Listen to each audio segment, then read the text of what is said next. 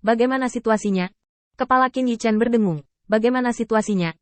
Saat berikutnya, suara tidak sabar datang. Pergi, mengemis itu tidak profesional.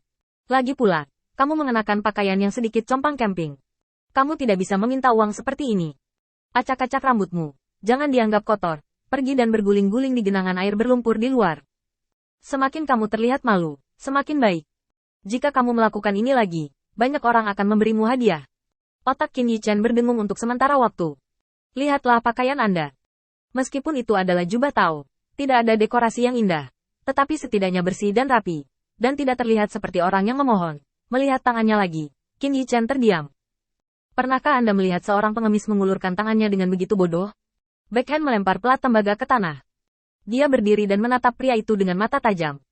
Saya melihat bahwa dia berpakaian sangat bagus, mengenakan emas dan perak, dan sekilas, dia tahu bahwa dia luar biasa. Melihat reaksi Qin Yichen, pihak lain tercengang. Kamu tidak memohon?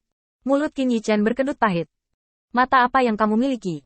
Di tengah kata-kata, mata Qin Yichen menyala, dan ketika dia melihat ke depannya lagi, dia sedikit lebih terkejut. Maksudmu, ada pengemis di kota ini? Di mana mereka dan mengapa aku tidak melihat mereka? Belum lagi pengemis, Qin Yichen belum pernah melihat pengemis dalam pengertian ortodoks selama dia memasuki kota Sanshan. Jika orang-orang ini benar-benar ada, bagi Qin Yichen, mereka adalah sumber kecerdasan terbaik. Seorang pengemis yang bermalas-malasan dan hanya ingin jalan-jalan dan menunggu orang lain memberi sedekah, pasti punya banyak waktu untuk melihat-lihat. Bahkan jika orang-orang ini tidak memiliki informasi yang mereka inginkan, mereka bisa mendapatkannya sendiri. Jika tidak ada pengemis, maka orang di depannya pasti memiliki identitas di belakangnya. Ketika saatnya tiba, apalagi mencari bawahan Lu, dia akan dapat menemukan beberapa rahasia bidang bintang awan yang menelan. Pihak lain jelas terkejut dengan reaksi Qin Yichen, menatapnya dari atas ke bawah, dan tiba-tiba mundur selangkah, membungkuk sedikit ke Qin Yichen. Maaf, aku canggung. Berasal dari negara asing? Qin Yichen mengambil pelat tembaga di tanah dan menyerahkannya kembali ke pihak lain. Ketika gedung setinggi 10.000 zang muncul dari tanah, gumpalan itu seharusnya jarang. Mendengar kata-kata Qin Yichen, pihak lain yakin bahwa Qin Yichen bukan pengemis, jadi dia menghela nafas lega dan mengambil pelat tembaga. Kamu memang bukan mereka. Tidak ada preseden untuk memuntahkan hal-hal yang telah masuk ke tangan mereka. Qin Yichen mengambil kesempatan untuk bertanya kepada pihak lain tentang pengemis. Ternyata karena ini adalah hubungan antara bidang bintang awan yang menelan, para pengemis di sini tidak terlalu berlebihan.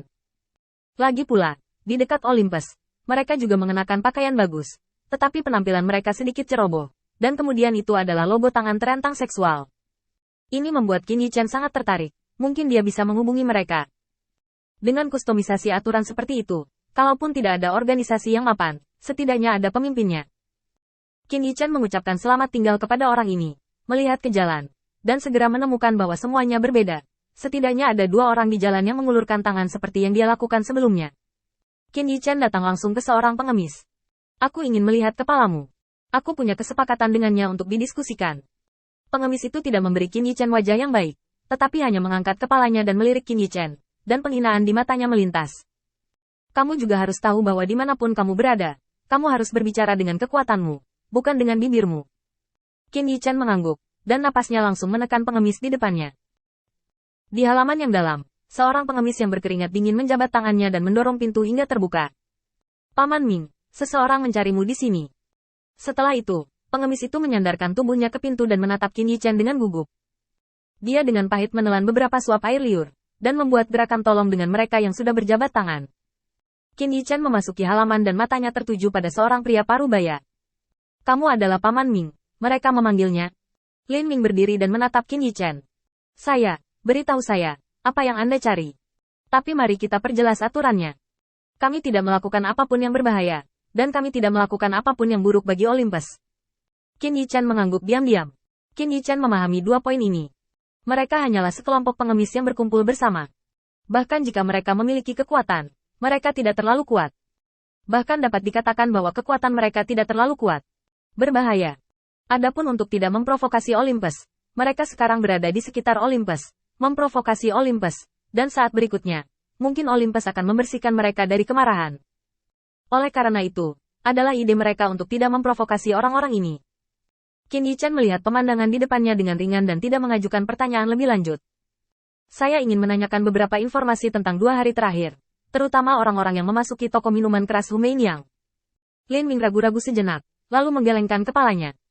Tidak, aku tidak bisa memprovokasi orang-orang ini. Jika tidak, saudara-saudaraku dan aku akan mati tanpa tempat untuk dikuburkan.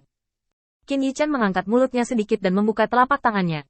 Yang paling saya takutkan adalah tidak ada berita. Karena Anda, Lin Ming, telah menjelaskan begitu banyak hari ini, Anda ingin menyembunyikannya dan bermimpi. Dengan dengusan dingin, energi spiritual menyapu, dan seluruh halaman dihembuskan oleh embusan angin, menyebabkan debu lepas kemana-mana. Kekuatan iman langsung menekan Lin Ming. Segera, Lin Ming tampak terjebak dalam lumpur, tidak bisa bernapas lebih lama lagi, wajahnya menjadi semakin merah, dan akhirnya berubah menjadi ungu tua. Tapi tubuh gemetar Lin Ming, seolah-olah dia tidak memperhatikan hal-hal ini, hanya fokus pada gemetar membabi buta. Seolah-olah dia telah bertemu musuh alami, dan ketakutan melanda hatinya. Qin Yichen memiliki senyum di wajahnya. Kenapa? Tidakkah kamu berpikir bahwa jika kamu menyinggungku, kamu memiliki kesempatan untuk hidup? Pemaksaan tanpa batas menghilang dalam sekejap, dan Lin Ming merosot di tangan, terengah-engah untuk waktu yang lama, dan kemudian mengangkat kepalanya dengan susah payah dan menatap Qin Yichen. Itu tidak cukup, aku tidak bisa. Wajah Qin Yichen dingin. Sepertinya sudah waktunya bagi Lord Zeus untuk menyingkirkan semutmu.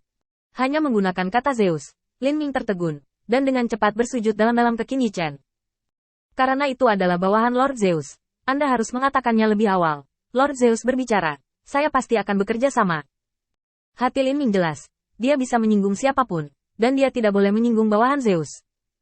Belum lagi mereka sangat dekat dengan Olympus, bahkan jika mereka mengkhawatirkan Zeus, itu adalah berita yang sangat buruk. Orang terkuat di dunia ini tidak dapat dengan mudah diprovokasi. Qin Yichen tersenyum ringan. Aku tidak menyangka nama Zeus begitu berguna.